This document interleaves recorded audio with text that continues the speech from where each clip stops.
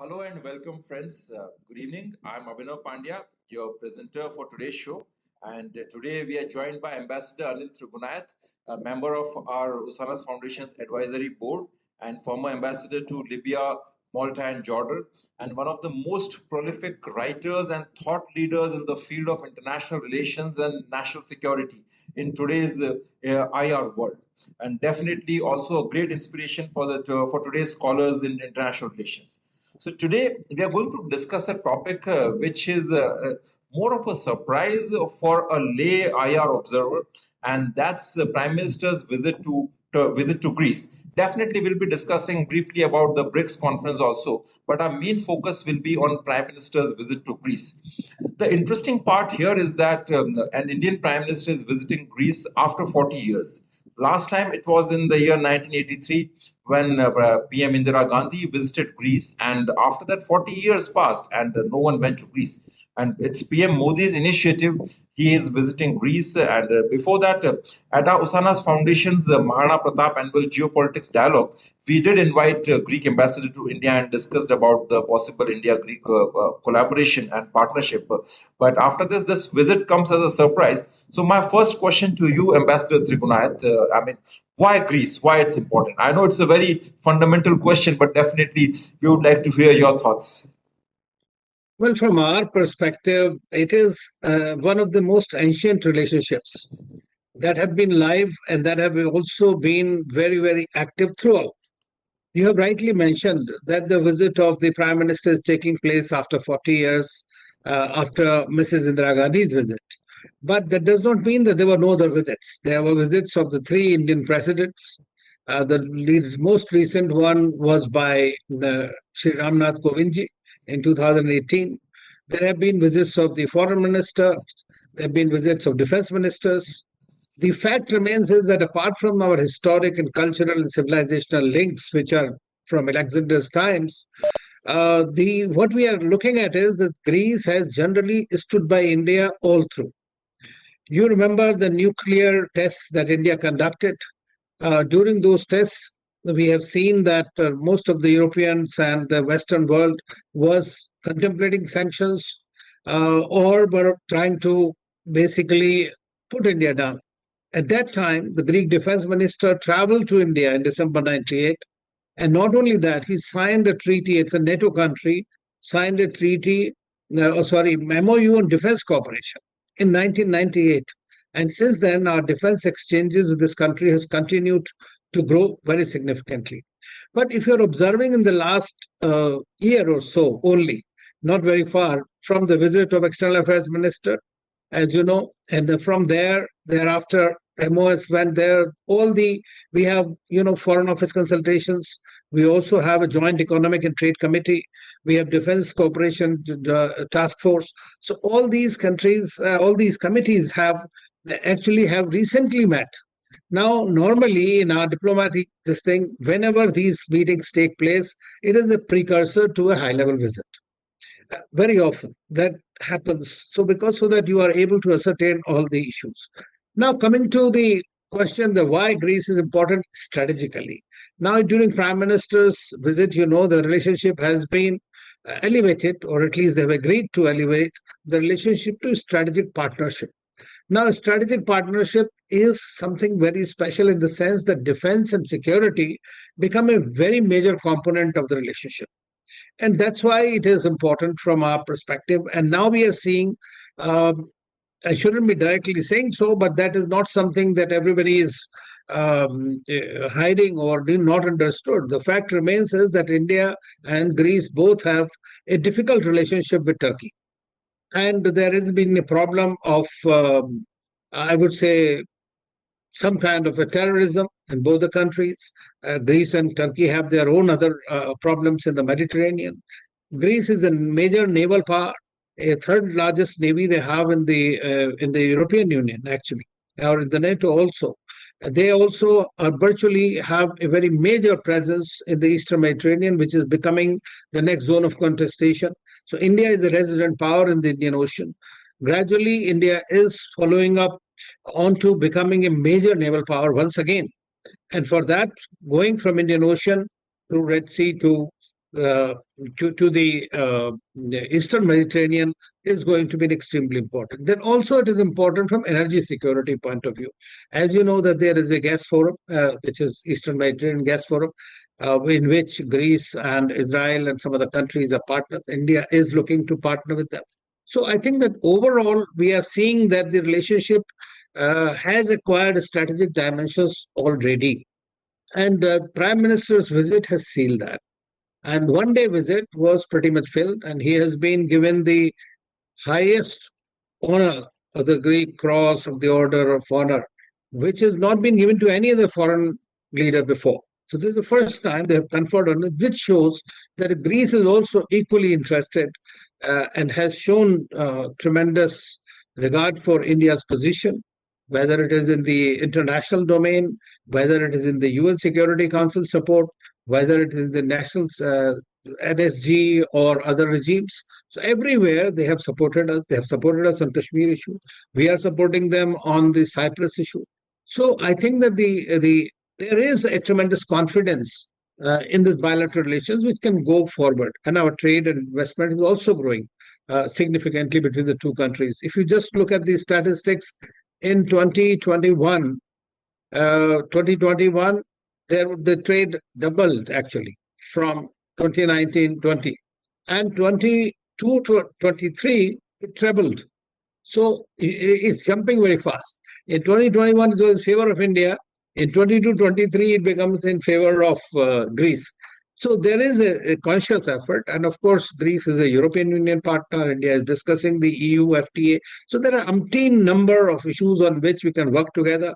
Because once you have that kind of a synergy, it is far more easier to operate. And I think the Greek leadership is looking for it. And Prime Minister's visit has really strengthened it.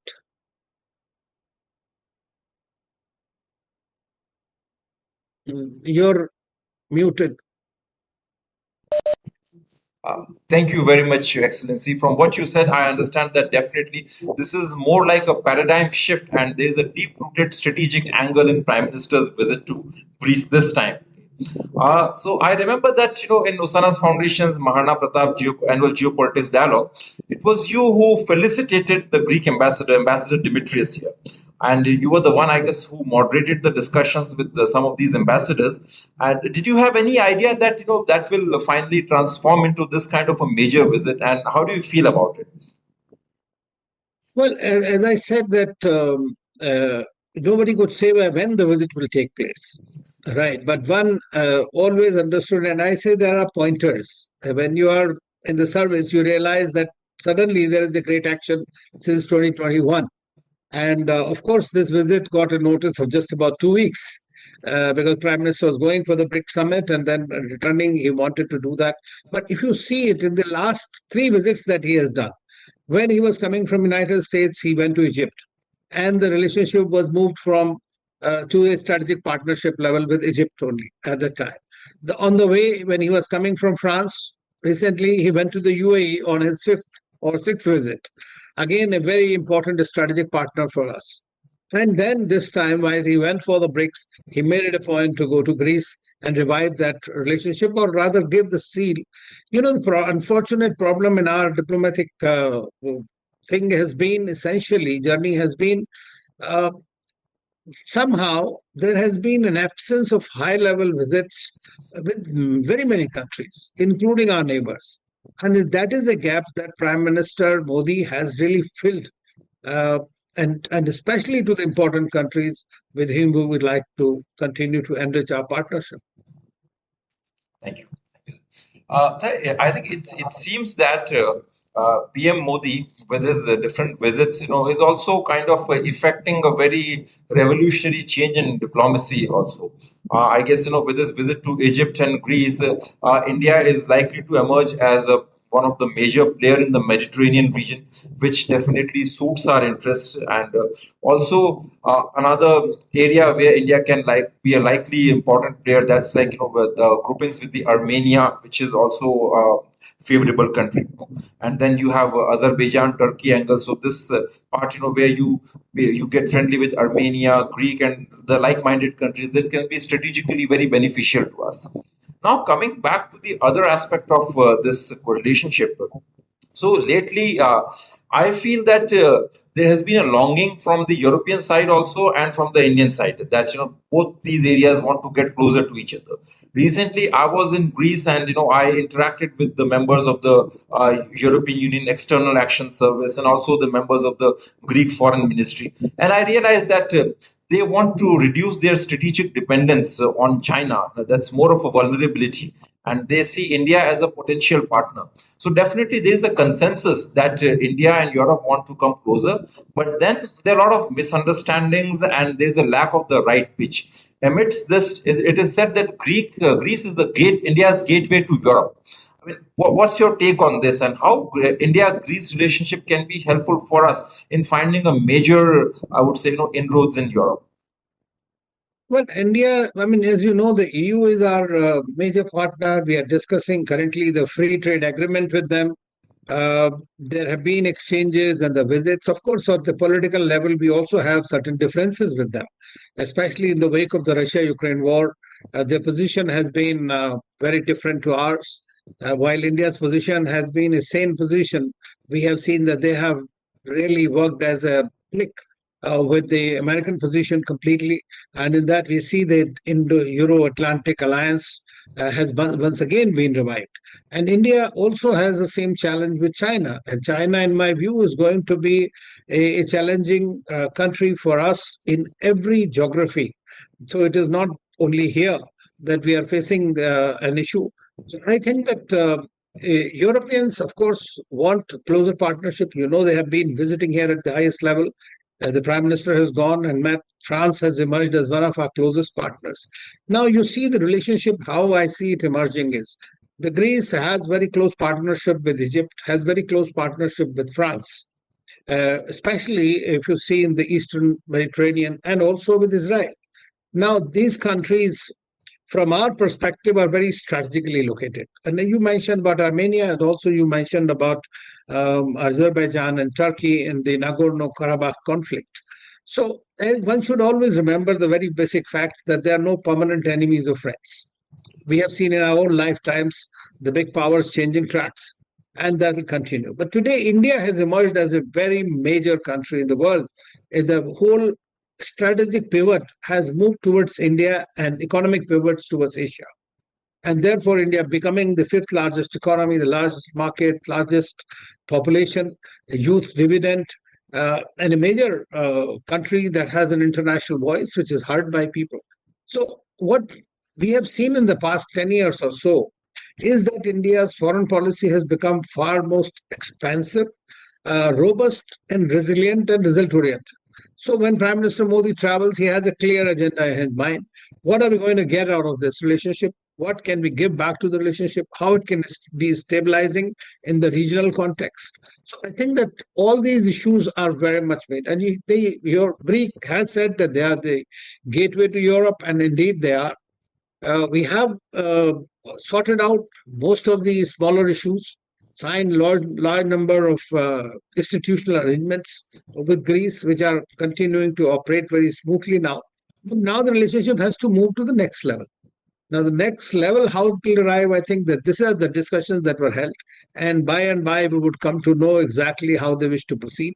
In my view, we must have a track two at the level of either bilateral between India and Greek or quadrilateral could be with Egypt, Israel, Greek, and India. Thank you very much, sir. I remember the days when people used to say that India is punching below its weight. But what we are doing now, it's just like firing on all four cylinders. So definitely, this is an amazing development, a welcome development. And my last question pertains to BRICS. Regarding BRICS, which was more of seen as an economic grouping, now with the expansion of the BRICS, there are apprehensions in the Western world that this grouping is trying to create some rival economic bloc or maybe a possible strategic bloc, with the influence of China and Russia, majorly into it. Okay. So, what's your take on this? Well, BRICS, of course, was the grouping of the emerging economies that was to eventually define the economic contours of the world. And this was chosen by Jim O'Neill in the 90s. And since then, the BRICS countries have really continued to grow and continued to play their part.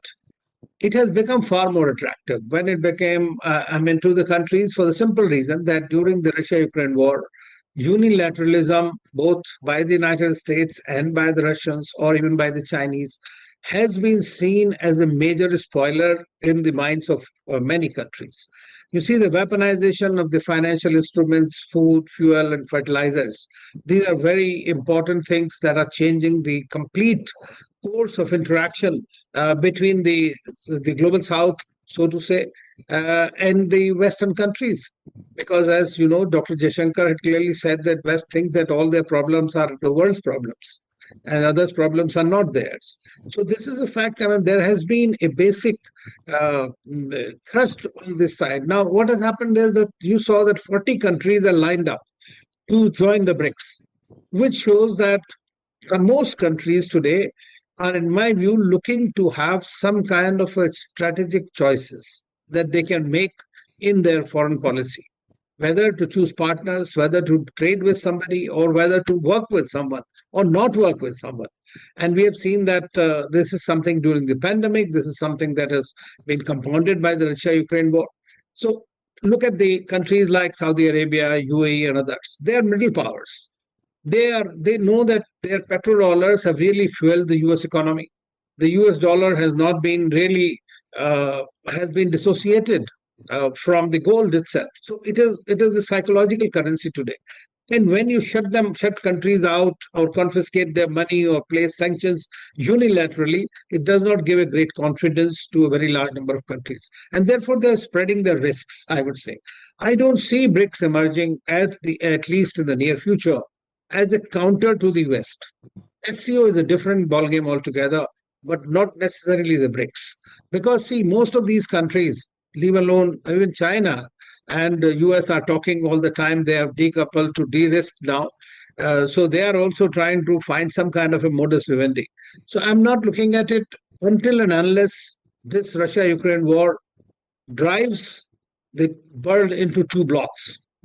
And at that time, as I always believe, that we are looking at a third alternative, and that alternative may be the countries, nations of strategic autonomy led by India.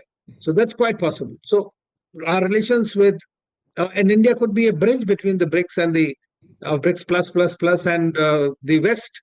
And I think that this is something very clear. Of course, China wanted to have their own FTA, as you know, in the BRICS, but that has not gone through. In the SCO, they wanted to have their own economic development plan, which was interlaced with the BRI, but India did not subscribe to it. So we have these contradictions within BRICS also. But at the same time, most of the countries are looking at opportunities, and opportunities for these countries, oil-rich countries. This is an energy club. They are the biggest oil producers, gas producers, and the consumers in the same grouping. So that is why it is an extremely important group. And they may have a greater negotiability by being a part of it rather than taking, in my view, as I say, that non-Western need not become an anti-Western.